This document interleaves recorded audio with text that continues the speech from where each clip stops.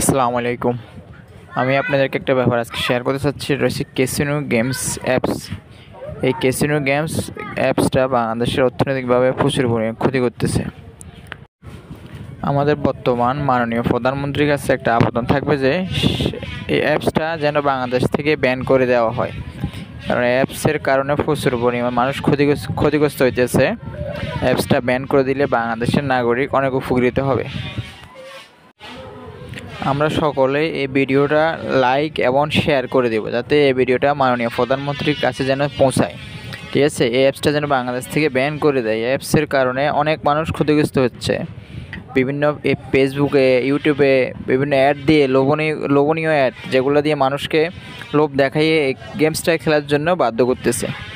এই গেমসের মাধ্যমে যতগুলো টাকা গেমস খেলা হয়, সবগুলো টাকা বাইরে চলে যাচ্ছে।